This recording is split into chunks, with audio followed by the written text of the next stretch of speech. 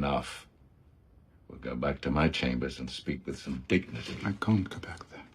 She's in there. Are you afraid of a dead horse? Everyone remembers how Tywin Lannister died. A crossbow, a privy, his own son holding the trigger, the most feared man in Westeros, killed in the most humiliating way possible. Pants down, dignity gone, 300 years of family legacy ending with a bolt to the gut. You're no son of mine. I am your son. I have always been your son.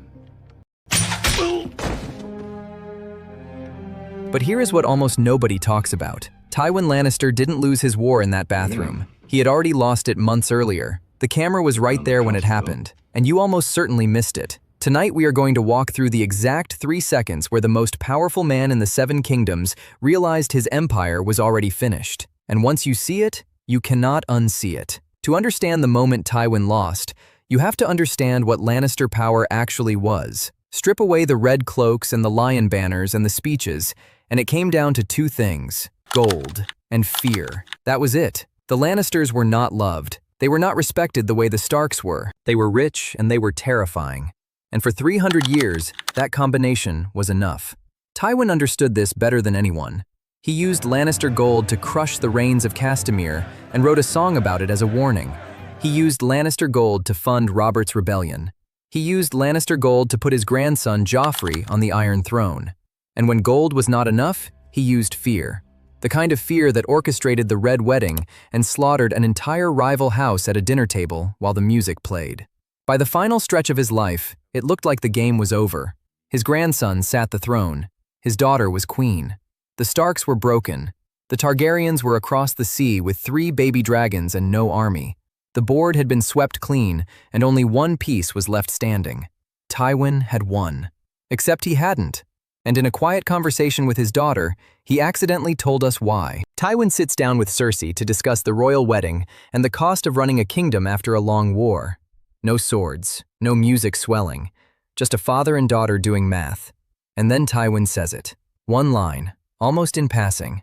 Our last working mine ran dry 3 years ago. The last working mine ran dry 3 years ago. Stop. Read that again. The Lannister gold mines are empty. They have been empty for 3 years. Think about what this means. Every threat Tywin has made for the last 3 years has been a bluff. Every alliance he has bought, every army he has funded. The entire mythology of a Lannister always pays his debts. All of it has been propped up on credit that no longer exists. The crown owes a staggering debt to the Iron Bank of Braavos. And as Tywin himself explains in that same scene, the Iron Bank does not forgive. You cannot run from them. You cannot cheat them. If you owe them money and you do not pay, they find someone who will replace you, and they fund him. Now suddenly, everything makes sense. Why did Tywin make peace with the Tyrells? Because they are the second richest family in Westeros, and he needs their money. Why did he orchestrate the Red Wedding using the Freys and the Boltons? Because they were the cheapest allies he could find. A dozen at dinner. He could not afford a real war anymore. Why was he so desperate to marry Tyrion to Sansa Stark? Because Sansa was the last heir to the wealth of the North. Every move Tywin made in his final year was not strategy. It was panic, dressed up as strategy. He had already lost the long game 3 years before the show even began. He just had not lost it publicly yet. Which brings us to the second collapse, the one that finished him. Tyrion is on trial for the murder of King Joffrey. Tyrion did not do it. Did you kill King Joffrey? No. And Tywin knows he did not do it. Did your wife, the Lady Sansa?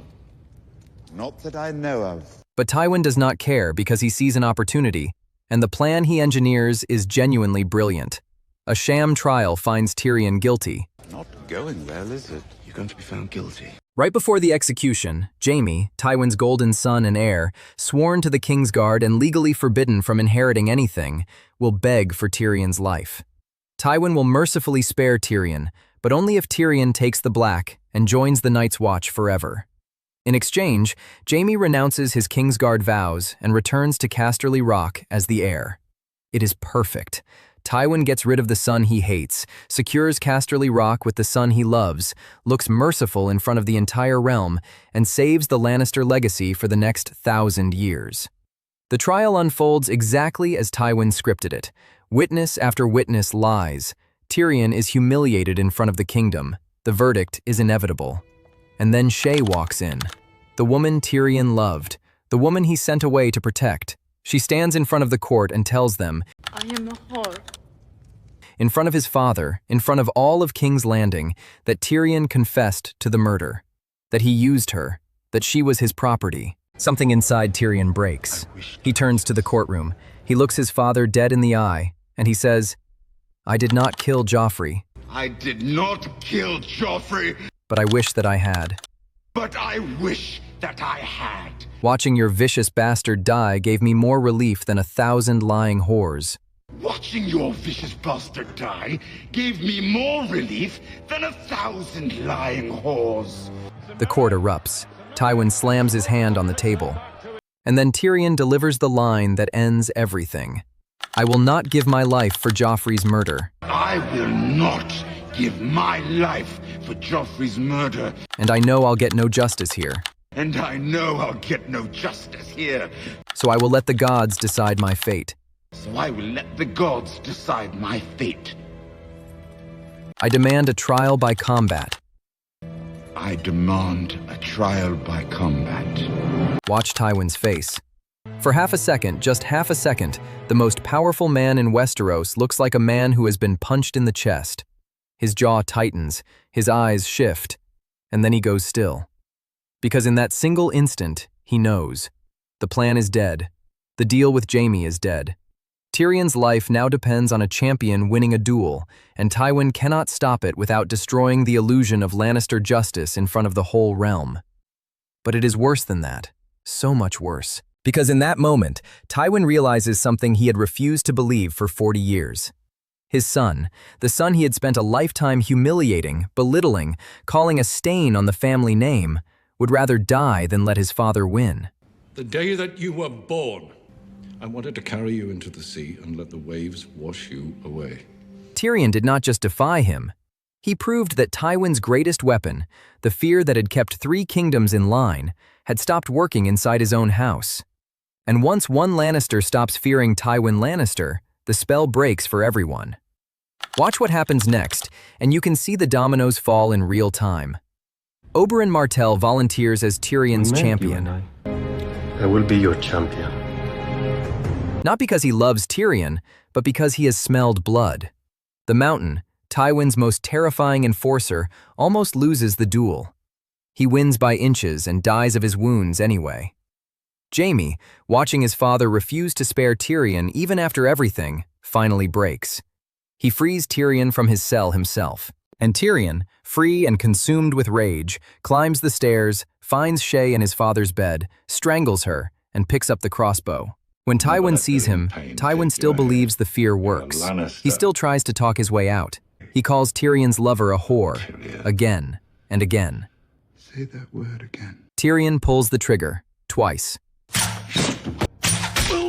But the crossbow bolt was not the kill shot. The kill shot was a courtroom outburst, an episode earlier. The moment Tyrion demanded trial by combat, I demand a trial by combat. Tywin Lannister became a dead man walking. The gold was already gone. The fear was already gone. The legacy was already gone. The bathroom scene was just the funeral. A man whose power was built on gold and fear, with neither gold nor fear left. That is the real death of Tywin Lannister. Everything else was just bookkeeping.